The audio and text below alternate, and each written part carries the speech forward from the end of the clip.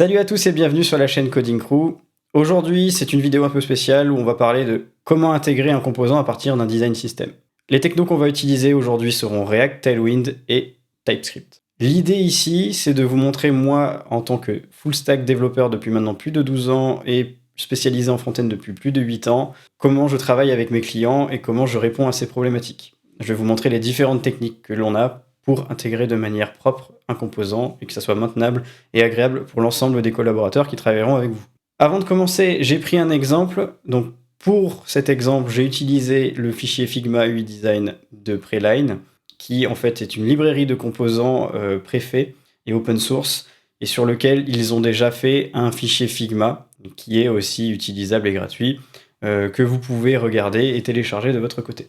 Voici leur site. Je vous invite à cliquer sur Figma et prendre le fichier ou alors de le visualiser en ligne.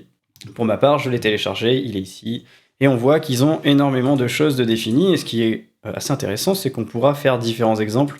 Notamment, j'imaginais faire aussi un exemple sur les dialogues, les temps de chargement, les boutons, les inputs, et faire quelque chose d'assez agréable pour vous voyez exactement comment moi je fonctionne. Et donc, pour commencer, rien de mieux que les boutons avec leurs infinis styles. Donc on a énormément d'exemples. Et ce qui est intéressant avec le bouton, c'est qu'on va pouvoir faire un composant qui est relativement simple, mais pour autant qui a plusieurs dérivés de style.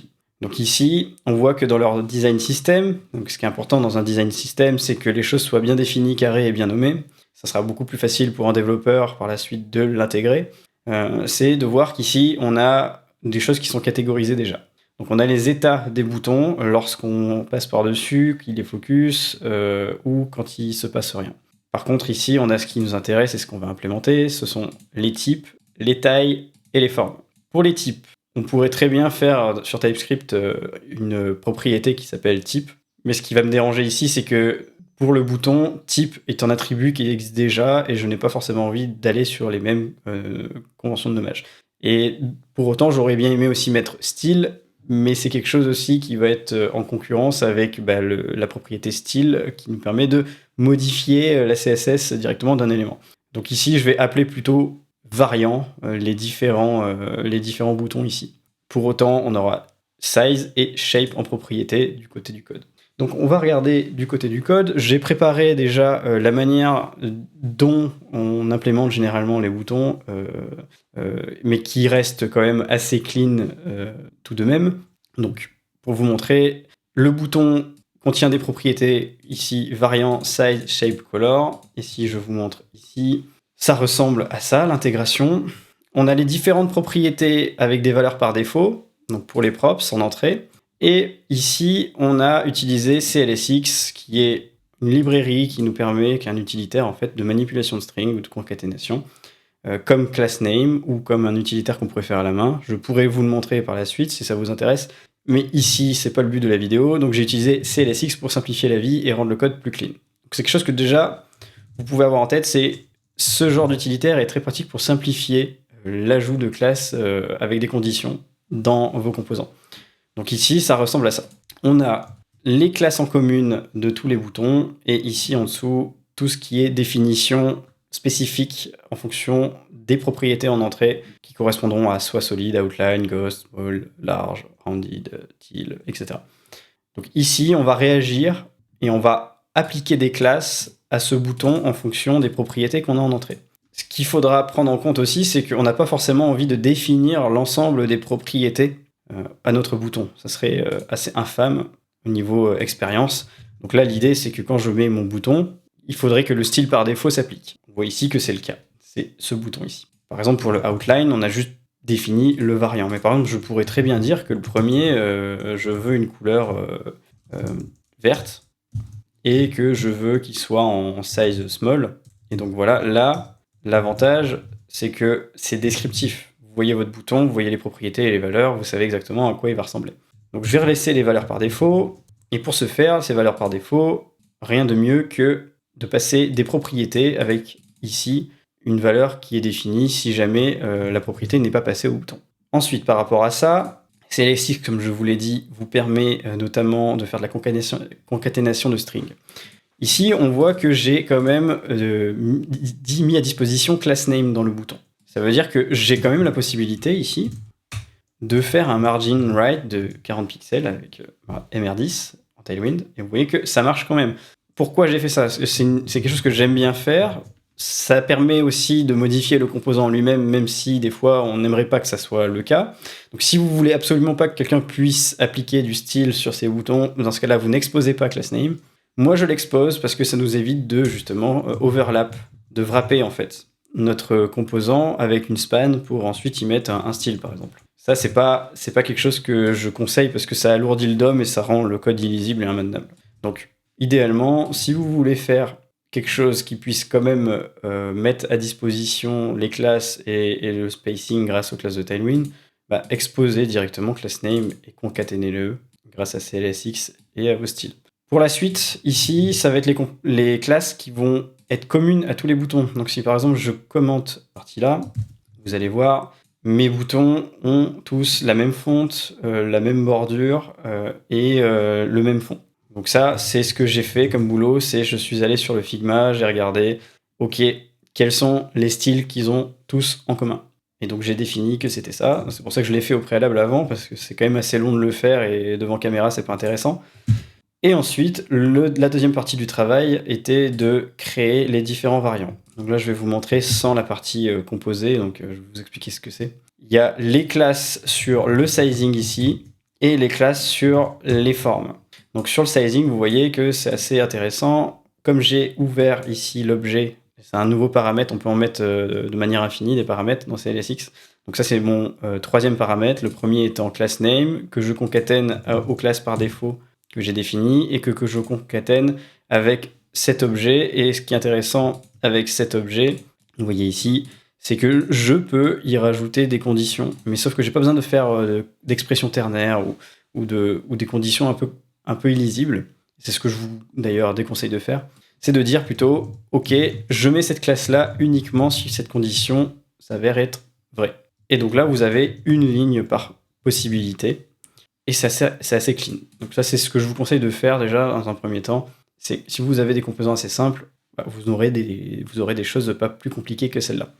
Ça sera à vous de faire le travail de quels sont les styles spécifiques à cet état.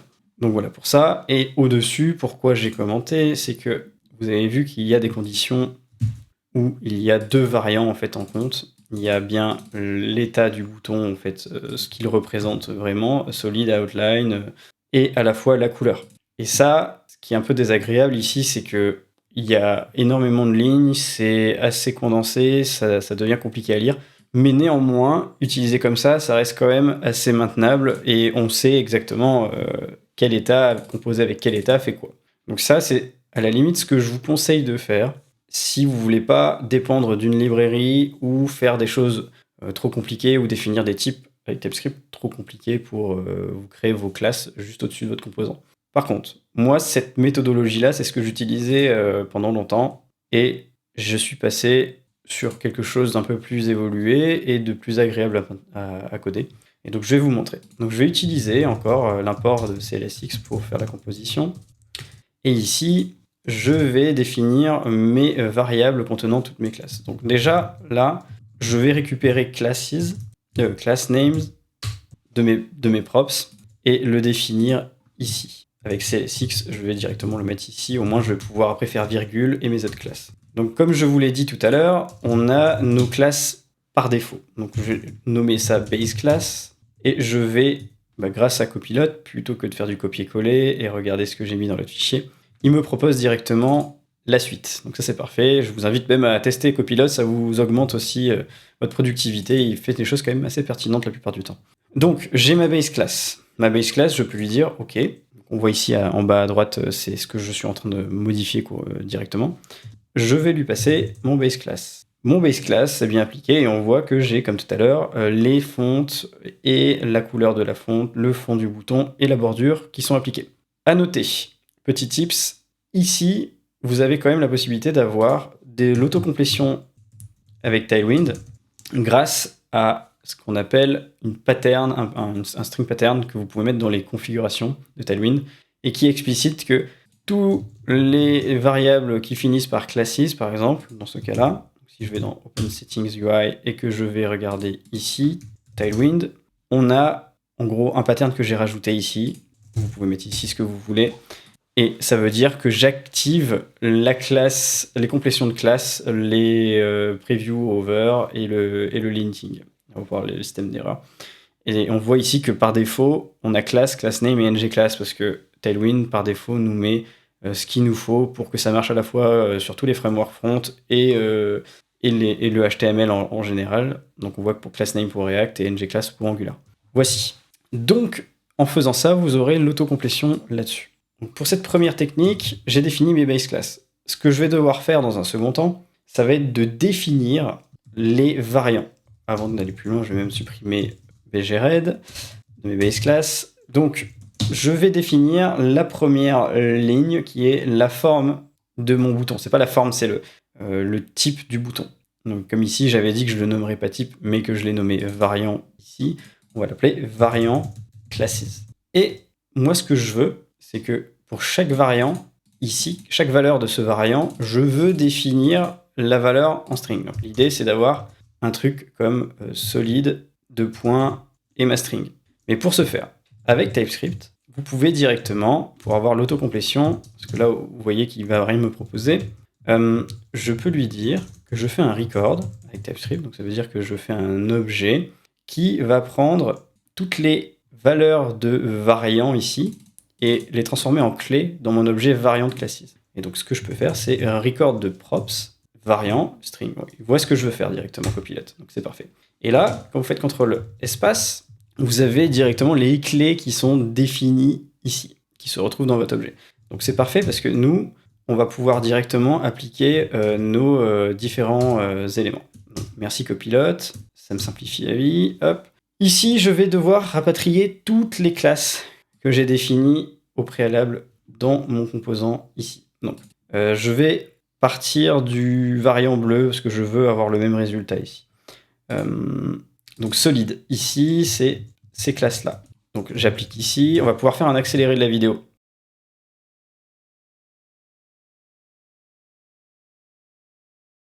Voilà, donc j'ai recopié toutes les classes correspondant à chacune des propriétés qui sont dépendantes de ce variant ici. Là, mon linter côté TypeScript, il n'est pas content parce qu'on lui dit qu'on veut l'ensemble des props de variants qui sont ici. Et donc, il veut toutes les valeurs de ce variant-là, et sauf que vous voyez, c'est ici optionnel. Si j'enlève optionnel, je n'ai plus d'erreur, mais par contre, si je remets optionnel, il veut pas en fait parce que la partie undefined, bah lui, il va pas vouloir faire ça. Ça va pas marcher. Donc, ce que moi je peux lui dire ici, c'est soit je le passe en non optionnel ici, mais moi ça m'embête parce que ici, ça veut dire que je suis obligé de spécifier un variant à minima, mais moi c'est pas ce qui m'intéresse. Donc, si vous voulez éviter cette erreur, vous pouvez directement dire je laisse optionnel ici, donc ça veut dire que côté fichier ici, j'ai pas besoin de spécifier mon variant.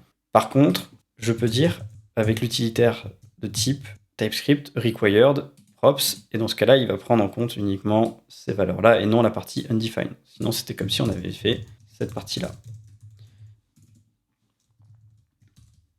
Donc voilà. Voilà pour l'exemple. Donc si vous voulez éviter de faire ça ici, vous pouvez très bien dire const type variant type par exemple, et que vous pouvez dire que c'est exactement ça ici, pour que ça soit plus lisible.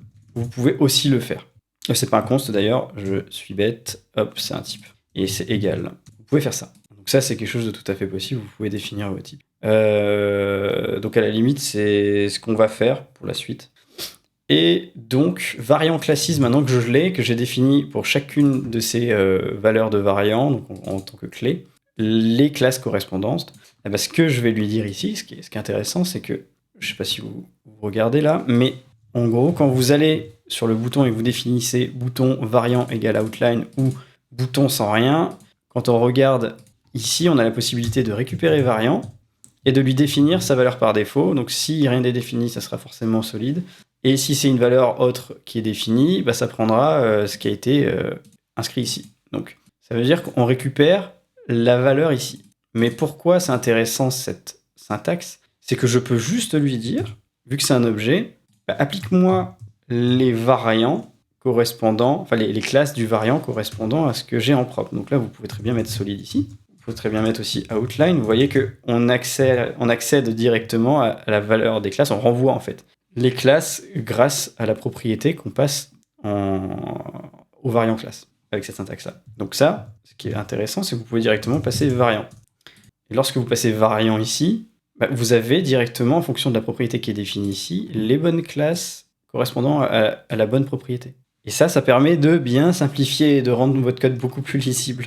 Donc si vous avez des composants un peu plus complexes, où vous avez des règles à l'intérieur, vous ne polluez pas en fait votre DOM directement, vous le séparez et vous pouvez même le mettre dans un autre fichier. C'est ça qui est intéressant.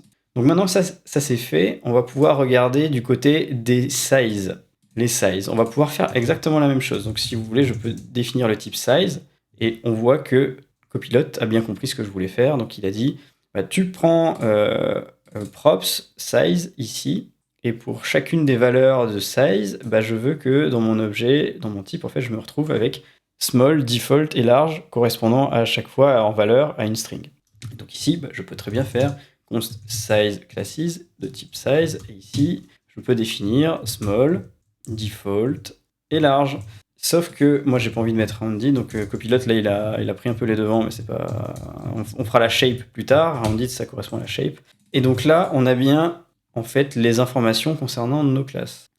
Et comme tout à l'heure, vous avez aussi l'autocomplétion sur Tailwind avec ce qu'on a rajouté parce que la constante elle finit par classes. Maintenant que j'ai ça, je peux aller aussi ici et faire la même chose. Size classes, et je peux lui dire small. Et donc là, tous mes composants repassent en small. Ou large, medium. Non, c'est default.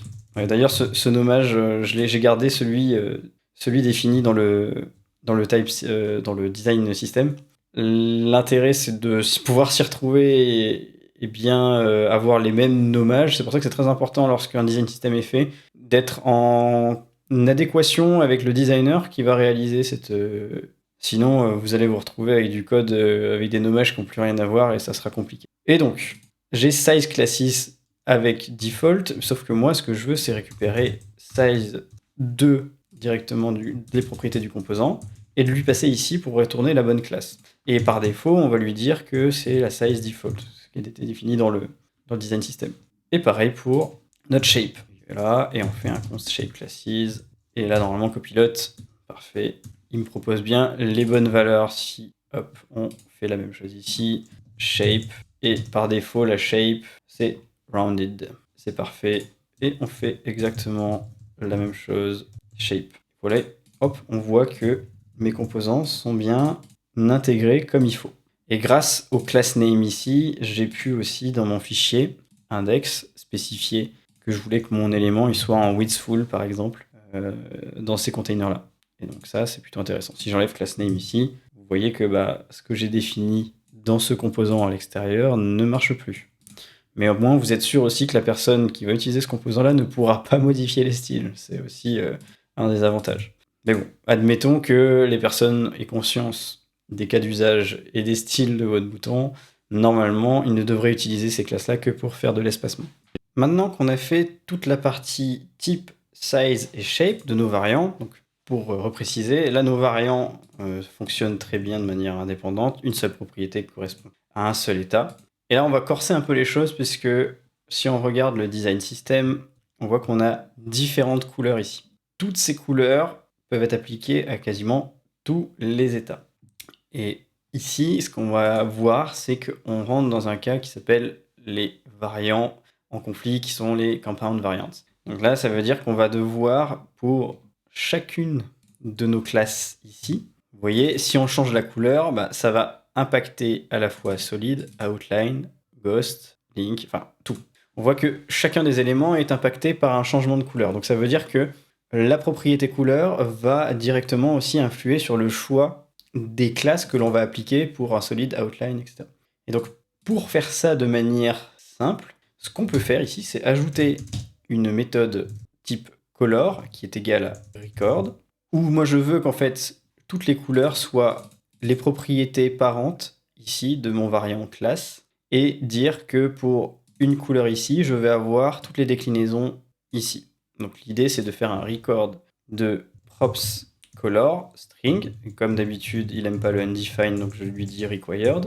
Et ici, en fait, c'est pas une string que je veux, parce que là, j'aurai teal, blue et red, et en face une classe. Non, moi, ce que je veux, c'est en face de teal, blue et red, je veux tous ces éléments-là. Donc, en fait, ce que vous pouvez faire, c'est directement color. C'est un record de props color, donc pour avoir la clé teal, mais que devant, je lui mette en valeur variant. Et ça veut dire que là, si on sauvegarde ça et qu'on dit que on met ici à nos variants color en type, je vais devoir modifier mon objet. Et si je regarde ce qu'il va me proposer, donc là, il va me proposer juste les couleurs. Donc, par exemple, pour blue, je vais lui appliquer ces classes-là, c'est ce que je veux. Par contre, je veux faire exactement la même chose pour les autres couleurs. Sauf que là, on aura teal et red. Et l'avantage, en fait, qu'on a à ça, c'est que avec Tailwind, avec les classes bien définies et bien nommées de la color palette, je peux directement faire un command D et modifier pour mettre la valeur correspondante, teal. Et pareil pour red ici, hop, c'est bien tout ce que je modifie. Non, j'ai modifié un truc en haut, c'est pas ça que je voulais faire, c'est ça. Hop, red. Et donc là, on voit que ça a cassé quelque chose parce que j'ai changé la structure de variant class. Et si je regarde en dessous, effectivement, maintenant, j'accède aux variants type outline, solide, ghost, etc. avec une sous-propriété. Et la première propriété étant la couleur, il faut que je puisse la récupérer ici et la définir. Donc en spécifiant aussi la couleur par défaut, bleu. Et ici, il me suffit juste de faire une double curly et faire passer color. Donc là, variant class .color .variant. .blue, .solide par exemple, ou .teal, .ghost. Et donc là, on voit que ça fonctionne bien et que je peux changer la couleur ici. Maintenant, ça marchera. Donc cette approche est bien. Elle est très très très bien.